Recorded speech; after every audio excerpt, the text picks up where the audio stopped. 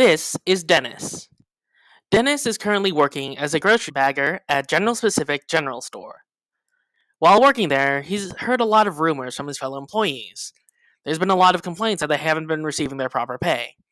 Overtime isn't being clocked in properly, even when workers have been made to work outside their scheduled hours. Paychecks have been noted to be incorrect, and final paychecks are not being paid to the workers that have left. Eventually, Dennis finds out that Helen, the manager of General Specific, has been performing wage theft, taking the money of her workers and using it to give herself bonuses.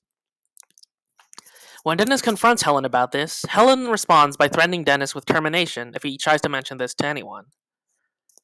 And now Dennis is left at a crossroads.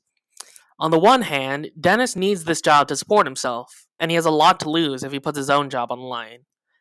However, Dennis also knows that Helen's abuse of power is both ethically wrong and hurting both his coworkers and himself. So now Dennis has to decide, what should he do?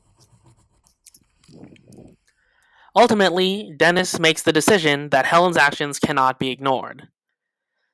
Choosing to report this to the higher-ups, he gathers testimonies from his coworkers about their missing pay for their work, as well as searching for any evidence he can find to support his case.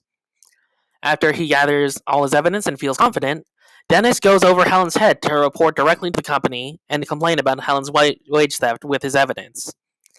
Helen does make good on her threat to fire Dennis, but because of Dennis's rights to report to his own company or the government and the evidence he has to back up his claims, she is unable to do so, and in turn, Helen herself is fired. Another employee is promoted to manager in her stead.